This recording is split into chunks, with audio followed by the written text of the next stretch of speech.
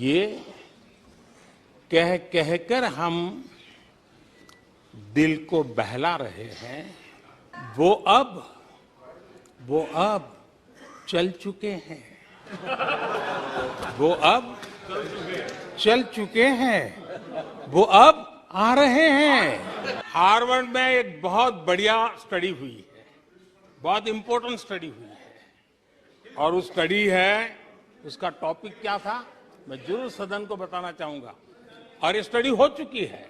Study है the rise and decline of India's Congress party. ये study हो चुका है और मुझे विश्वास है अध्यक्ष जी, मुझे विश्वास है भविष्य में कांग्रेस की बर्बादी पर सिर्फ हार्वर्ड नहीं, बड़े बड़े विश्वविद्यालयों में अध्ययन होना ही होना है। तुम्हारे पांव के नीचे कोई जमीन नहीं। कमाल ये है कि फिर भी तुम्हें यकीन नहीं। नमस्कार, मैं हूं रवि रंजन, आप देख रहे हैं विमर्श न्यूज। आज संसद में राष्ट्रपति के अभिभाषण पर जवाब देते हुए देश के प्रधानमंत्री नरेंद्र मोदी ने कांग्रेस को निशाने पर लिया। राहुल गांधी के भाषण से लेकर मल्लिकार्जुन खड़गे तक की उन्होंने बखिया उधेड़ी। प्रधानमंत्री नरेंद्र मोदी ने यह कहा कि कांग्रेस अब खत्म होने की ओर बढ़ रहा है और इस पर एक समय रिसर्च किया जाएगा कि कैसे कांग्रेस बर्बादी की ओर बढ़ता चला गया। प्रधानमंत्री ने अपने भाषण में कांग्रेस को लताड़ा ही, विपक्षी पार्टियों को आड़े हाथों तो लिया ही, राष्ट्रपति के अभिभाषण पर सरकार के पक्ष में जो बातें कही वो बड़ी दिलचस्प बातें हैं। कभी वो शायराना अंदाज अपनाते तो कभी वो कवि के रूप में दिखते। आज राष्ट्रपति के अभिभाषण पर जवाब देते हुए देश के प्रधानमंत्री का अंदाज कुछ अलग ही था। तो आइए उनके भाषण के मुख्य अंशों को हम आपको दिखा रहे हैं। देखिए विमर्श न्यूज की ये खास प्रस्तुति। पूरा इकोसिस्टम उछल रहा था और कुछ लोग तो खुश होकर के कह रहे थे, ये हुई ना बात, बड़ा शायद नींद भी अच्छी आई होगी, शायद आज उठ भी नहीं पाए होंगे।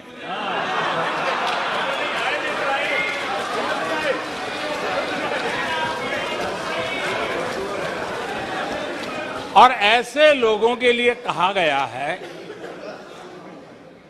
बहुत अच्छे ढंग से कहा गया है,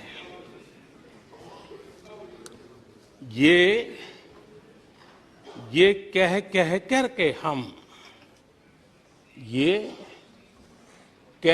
कर हम दिल को बहला रहे हैं।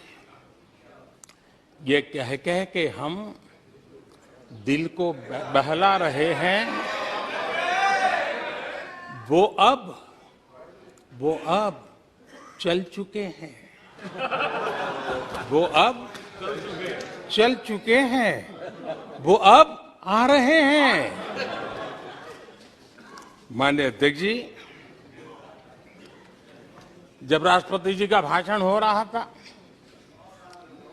कुछ लोग कन्नी भी काट गए और एक बड़े नेता महामहिम राष्ट्रपति जी का अपमान भी कर चुके हैं। जनजातीय समुदाय के प्रति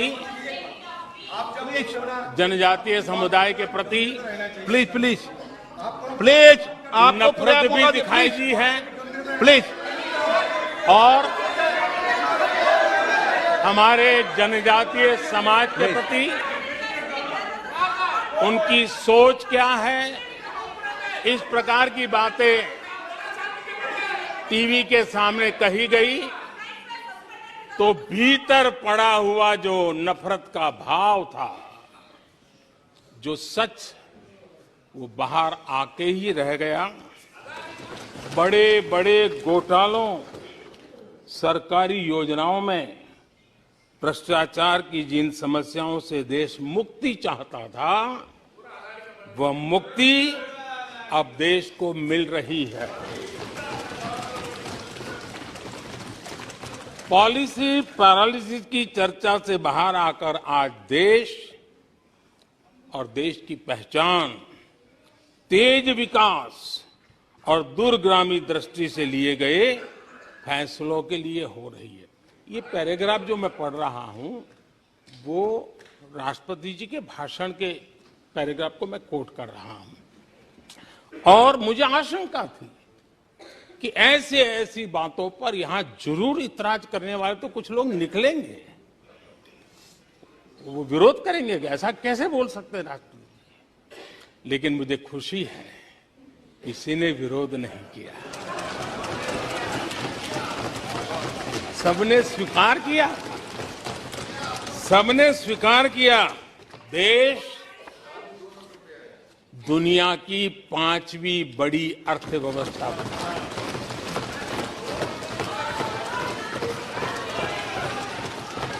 आज पूरे विश्व में भारत को लेकर के पॉजिटिविटी है, एक आशा है, भरोसा है। और माननीय अध्यक्ष जी, ये भी खुशी की बात है कि आज भारत को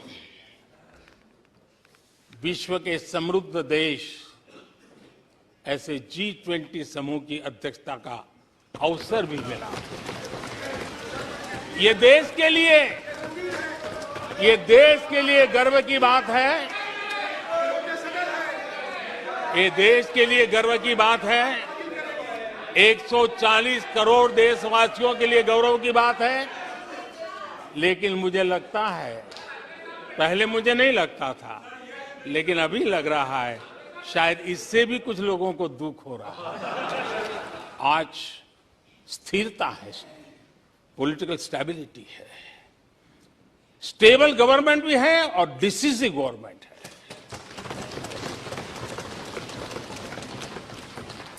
और उसका भरोसा स्वाभाविक होता है। एक निर्णायक सरकार, एक पूर्ण बहुमत से चलने वाली सरकार, वो राष्ट्र हित में फैसले लेने का सामर्थ्य रखती है। और ये वो सरकार है, रिफॉर्म आउट ऑफ कंपल्सन नहीं, रिफॉर्म आउट ऑफ कन्विक्शन हो रहे हैं। और हम इस मार्ग पर हटने वाले नहीं हैं, हम चलते रहेंगे। देश को समय की मांग के अनुसार जो चाहिए वो देते रहेंगे। 140 करोड़ देशवासियों में किसी को दुख नहीं हो सकता है। वो आत्मनिरीक्षण करे, वो कौन लोग हैं जिसको इसका भी दुख हो रहा है। माननीय अध्यक्ष जी,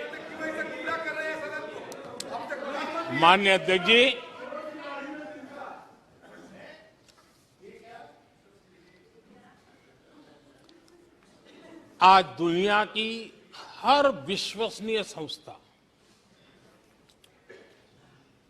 सारे एक्सपर्ट्स जो वैश्विक प्रवाहों को बहुत गहराई से अध्ययन करते हैं, जो भविष्य का अच्छे से अनुमान भी लगा सकते हैं, उन सबको आज भारत के प्रति बहुत आशा है, विश्वास है और बहुत एक मात्रा में उमंग भी है। और आखिर ये सब क्यों? ऐसे ही तो नहीं है। आज पूरी दुनिया भारत की तरफ इस प्रकार से बड़ी आशा की नजरों से क्यों देख रही है? इसके पीछे कारण है। इसका उत्तर छिपा है भारत में आई स्थिरता में, भारत की वैश्विक साख में, भारत के बढ़ते सामर्थ्य में और भारत में बन रही नई संभावनाओं में। माननीय अध्यक्ष जी, हमारी रोजमर्रा की जिंदगी में जो बातें हो रही है, उसी को मैं अगर शब्दबद्ध करूं और कुछ बातें उदाहरण से समझाने की कोशिश करूं। अब आप देखिए, भारत में एक 2-3 दशक अस्थिरता के रहे। एक बार जंगल में 2 नौजवान शिकार करने के लिए गए और वो गाड़ी में अपनी बंदूक नीचे उतार करके थोड़ा टहलने लगे। उन्होंने सोचा कि थोड़ा अभी आगे चलना है तो थोड़ा जरा हाथ पैर ठीक कर ले, लेकिन गए थे तो बाघ का शिकार करने के लिए, और उन्होंने देखा आगे जाएंगे तो बाघ मिलेगा। लेकिन हुआ ये कि वहीं पर बाघ दिखाई दिया। अभी नीचे उतरे थे, अपनी गाड़ी में बंदूक वहीं पड़ी थी। बाघ दिखा, अब करे क्या? तो उन्हें लाइसेंस दिखाया कि मेरे पास बंदूक का लाइसेंस है।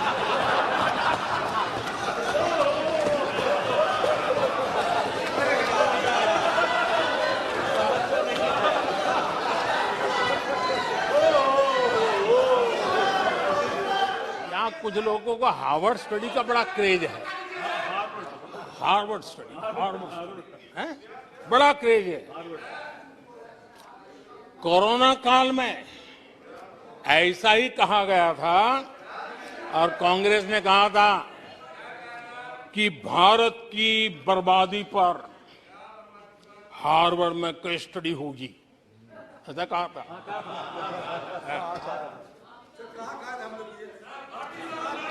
और कल फिर सदन में हार्वर्ड यूनिवर्सिटी में स्टडी की बात कल फिर हुई। लेकिन माननीय अध्यक्ष जी, बीते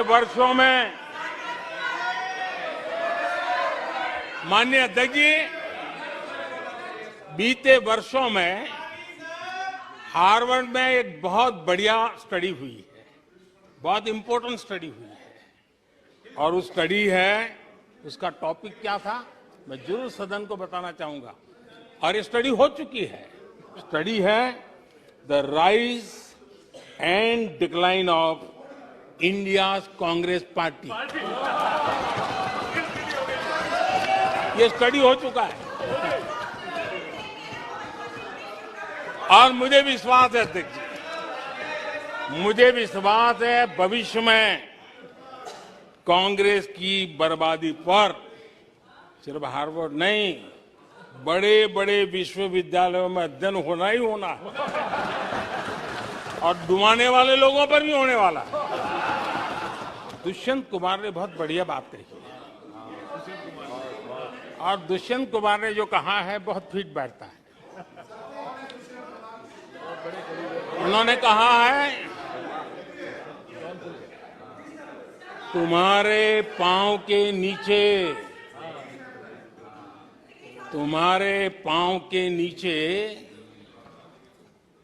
कोई जमीन नहीं, तुम्हारे पांव के नीचे कोई जमीन नहीं। कमाल ये है कि फिर भी तुम्हें यकीन नहीं।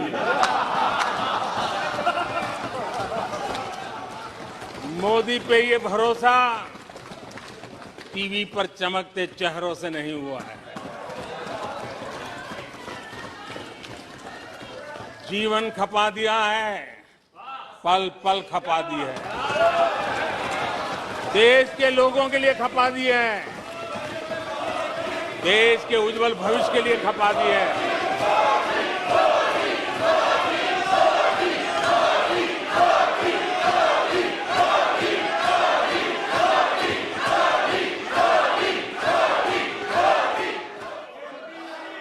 कुछ लोग अपने लिए, अपने परिवार के लिए बहुत कुछ तबाह करने पर लगे हुए हैं, अपने लिए, अपने परिवार के लिए जी रहे हैं। मोदी तो 25 करोड़ देशवासियों के परिवार का सदस्य है। आदरणीय अध्यक्ष जी, 140 करोड़ देशवासियों के आशीर्वाद, ये मेरा सबसे बड़ा सुरक्षा कवच है। और गालियों के शस्त्र से, झूठ के शस्त्रास्त्रों से इस सुरक्षा कवच को कभी तुम भेद नहीं सकते हो। वो विश्वास का सुरक्षा कवच है और इन शस्त्रों से तुम कभी भेद नहीं सकते हो कि अब समय नहीं गवा सकते। और इसलिए हमने इंफ्रास्ट्रक्चर की तरफ बहुत बड़ा ध्यान दिया है। और ये भी माने, स्वीकार होगा, भारत की एक जमाने में पहचान थी गुलामी के कालखंड के पहले। गुलामी के कालखंड के पहले ये देश आर्किटेक्चर के लिए, इंफ्रास्ट्रक्चर के लिए दुनिया में उसकी एक ताकत थी, पहचान थी। गुलामी के कालखंड में सारा नष्ट हो गया। देश आजाद होने के बाद वो दिन दोबारा में आएगा ऐसी आशा थी, लेकिन वो भी समय बीत गया। जो होना चाहिए था, जिस गति से होना चाहिए, जिस स्केल से होना चाहिए था, वो हम नहीं कर पाए। आज उसमें बहुत बड़ा बदलाव इस दशक में देखा जा रहा है। सड़क हो, समुद्री मार्ग हो, व्यापार हो, वाटरवेज हो, हर क्षेत्र में आज इंफ्रास्ट्रक्चर का कायाकल्प देख रहा है। हाईवे पर रिकॉर्ड निवेश हो रहा है। माननीय अध्यक्ष जी, मैं आज कहना चाहूंगा, जो लोग सपने लेकर के बैठे हैं कि कभी यहां बैठते थे, फिर कभी मौका मिलेगा, ऐसे लोग जरा 50 बार सोचें, अपने तौर तरीकों पर जरा पुनर्विचार करें। लोकतंत्र में आपको भी आत्मचिंतन करने की आवश्यकता है। तो 24 जनवरी थी, मैंने जम्मू के अंदर बड़ी सभा में कहा था, अध्यक्ष जी मैं पिछली शताब्दी की बात कर रहा हूं, और तब मैंने कहा था आतंकवादी कान खोल करके सुन ले। उस दिन मैंने कहा था आतंकवादी कान खोल करके सुन ले। 26 जनवरी को ठीक 11 बजे मैं लाल चौक पहुंचूंगा, बिना सिक्योरिटी आऊंगा, बुलेट प्रूफ जैकेट के बिना आऊंगा, और फैसला लाल चौक में होगा किसने अपनी मां का दूध पिया। बहरहाल पिछले 3 दिनों से संसद में जोरदार हंगामा चल रहा था। राहुल गांधी ने अपने भाषण में अडानी के मसले को खड़ा किया और सरकार पर जोरदार हमला किया। लेकिन आज जब प्रधानमंत्री खड़े हुए तो पूरा सदन वॉकआउट कर गया। फिर बाद में विपक्षी पार्टी के जो लोग वहां बचे रहे, उनको प्रधानमंत्री ने खूब खरी खोटी सुनाई। तो ये दिलचस्प भाषण तो आपने सुना ही, और भी आगे अनेक वीडियो इस तरह के हैं। संसद की कार्यवाही पर हमारी नज़र है, हम आपको दिखाते रहेंगे। देखते रहिए विमर्श न्यूज़। नमस्कार।